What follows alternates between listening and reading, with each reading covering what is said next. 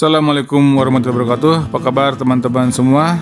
Semoga semuanya dalam keadaan sehat dan baik-baik saja, serta segala hajat hidupnya dikabulkan oleh Allah Subhanahu wa Ta'ala. Amin ya rabbal alamin.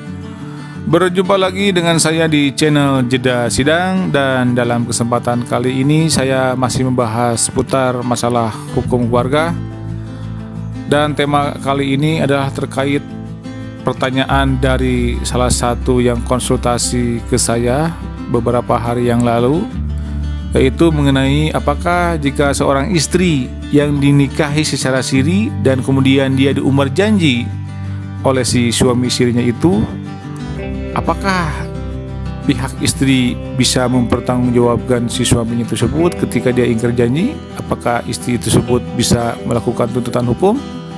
Baik teman-teman, sebelum saya lanjut ke pembahasan, tidak lupa saya juga mengingatkan agar dengan segala keikhlasannya teman-teman untuk subscribe, like, dan juga boleh di-share tentunya, dan juga boleh dibunyikan tombol loncengnya agar teman-teman juga bisa mendapatkan notifikasi dari channel ini.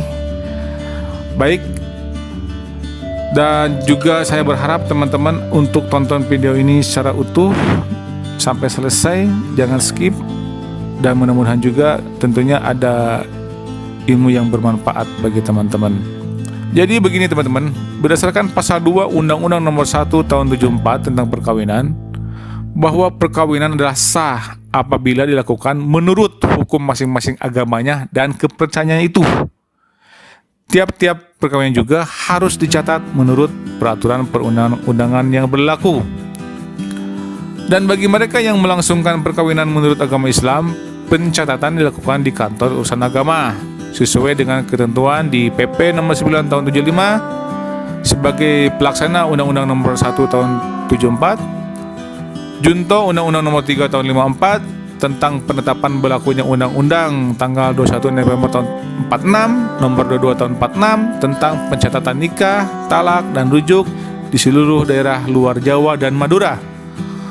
Oleh karena itu, berdasarkan penjelasan di atas, pada intinya suatu perkawinan dianggap sah apabila telah memenuhi ketentuan baik menurut peraturan perundang-undangan maupun hukum agama dan kepercayaannya. Lalu bagaimanakah dengan status hukum nikah siri?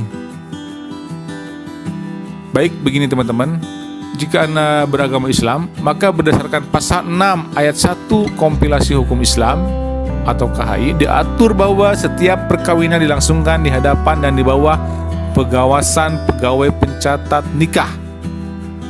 Dan berdasarkan pada pasal 6 ayat 2 KHI itu ditegaskan bahwa perkawinan yang dilakukan di luar pegawai pencatat nikah tidak mempunyai kekuatan hukum. Sangat jelas sekali ya, bahwa sekali lagi perkawinan yang tidak dicatat itu tidak mempunyai kekuatan hukum. Untuk itu, sebagai bukti adanya perkawinan, dalam pasal 74 ayat 1 KHI diatur bahwa perkawinan hanya dapat dibuktikan dengan akta nikah yang dibuat oleh pegawai pencatat nikah. Oleh sebab itu, perkawinan yang dilangsungkan secara siri ini tentunya sangat merugikan pihak perempuan karena tidak mempunyai kekuatan hukum dan juga tidak dapat dibuktikan dengan akta nikah. Lalu bagaimanakah konsekuensi hukumnya terkait janji-janji atau perjanjian yang pernah dibuat di antara para pasangan nikah siri ini? Yang contohnya itu dalam konteks masalah kali ini, si suami ini akan menjanjikan akan menikahi secara sah setelah dilakukan nikah siri. Jadi begini teman-teman, bahwa janji-janji untuk kawin itu bukanlah merupakan ruang lingkup dari perjanjian kawin sebagaimana diatur dalam pasal 29 Undang-Undang Perkawinan Junto Putusan Mahkamah Konstitusi nomor 69/PUU tahun 2015. Janji-janji itu tidak termasuk merupakan kategori perjanjian perkawinan. Mengenai hal ini mungkin teman-teman masih ingat dan pernah saya bahas dalam video di channel dalam video dengan tema perjanjian pranikah. Dan janji-janji untuk kawin pun juga tidak tunduk dalam ruang lingkup perjanjian pada umumnya, sebagaimana diatur dalam pasal 13 Kitab Undang-Undang Hukum Perdata. Lalu kemudian ini juga dapat penegasannya dalam pasal 58 KUH Perdata yang menyatakan janji kawin tidak menimbulkan hak untuk menuntut di muka hakim berlangsungnya perkawinan, juga tidak menimbulkan hak untuk menuntut penggantian biaya, kerugian dan bunga akibat tidak dipenuhinya janji itu. Semua persetujuan untuk ganti rugi dalam ini adalah batal. Miris sekali ternyata teman-temannya, ternyata memang pernikahan secara siri itu sangat merugikan pihak istri terutama ya.